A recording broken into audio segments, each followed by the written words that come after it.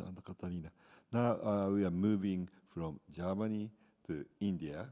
And Sujan, oh, sorry, Ambassador Chinoy.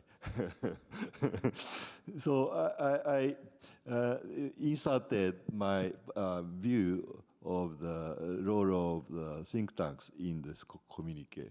And my view is the core part of the think tanks, role is the convening. Convening power is very important for think tanks. And then, so, Ambassador, so what's your view about the convening role of think tanks to address the multiple crises? Thank you, Dean Sonobe. I want to begin by firstly congratulating you and your brilliant team. I can see Kaori-san also sitting there, many others behind the scenes who have supported you in bringing us all together. So I want to acknowledge that and place on record our deep appreciation. It's not a one-off event. I can see that right from the word go, the T7 has sought to engage the T20 just as much as the T20 has tried to engage the T7 and the rest of the world as well. So with that, I should also acknowledge the role that think tanks can play in this space.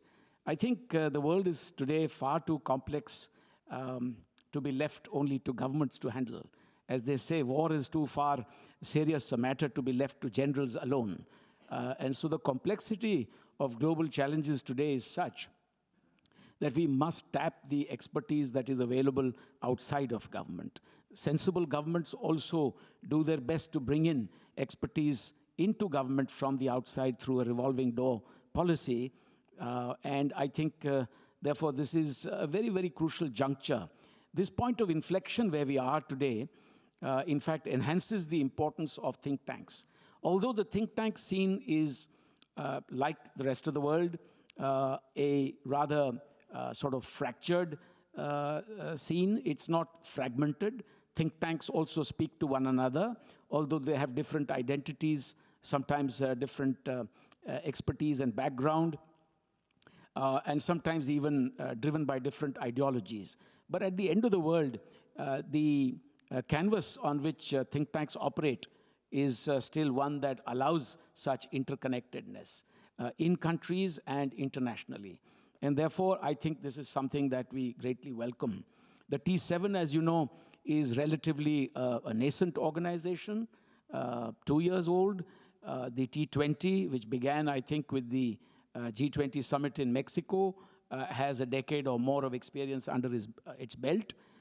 As far as the G20 presidency of India is concerned, I must point out that the focus is essentially on global economic recovery, climate change, how to sustain biodiversity, how to sort of achieve the SDGs at an early date, and how to bring about genuine reforms in the multilateral development banks, the international financial institutions, as well as the apex decision-making structures like the UN, the WTO, etc.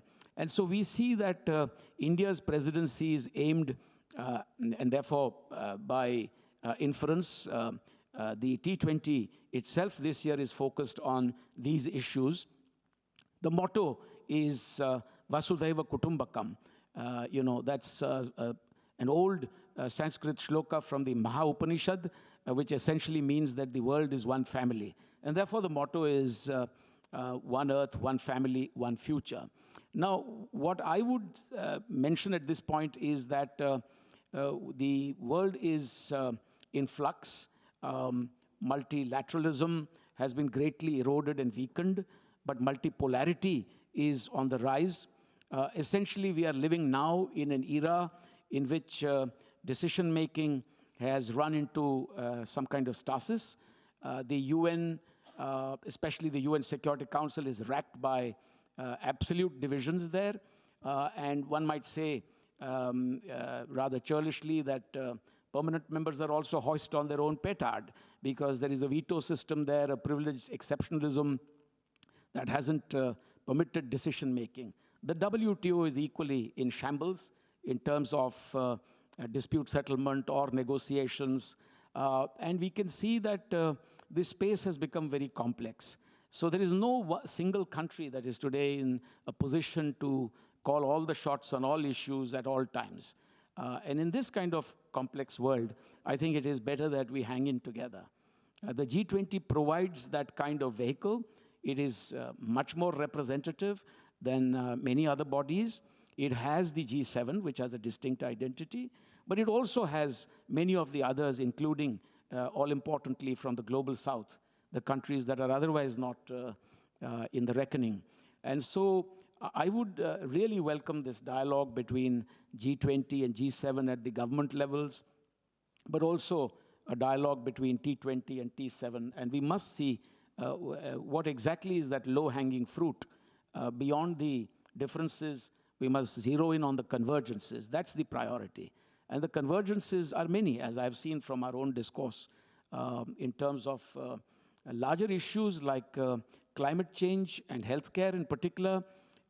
It is a no-brainer that taking very nationalistic country positions, being tardy in terms of meeting financial commitments, etc., is not going to be helpful, because you really cannot do anything about climate change unless you have everybody on board.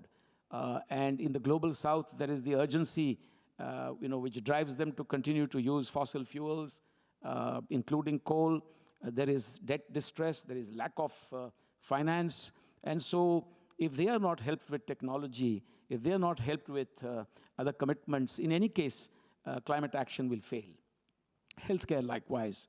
So these are things on which we must see how best we can join forces. On the digital side, I just want to express a concern. India has great experience of the India stack. Many of you have heard about the great success of the India stack.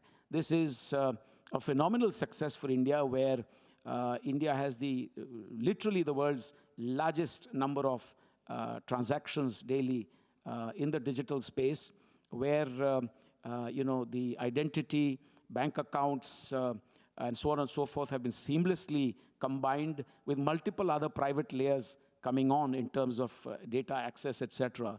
It's very low cost as well.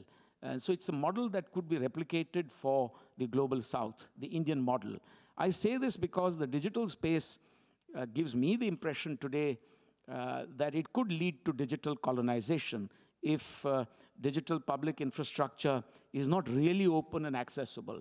And it's a fact that the rules of the road, the servers, the data flows, the technologies in this space, especially in the digital space and IT and cyber, is loaded in favor of the developed countries.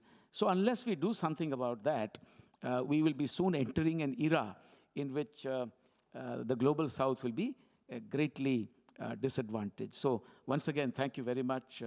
I really welcome this dialogue. I want to congratulate you once again. Thank you. Thank you.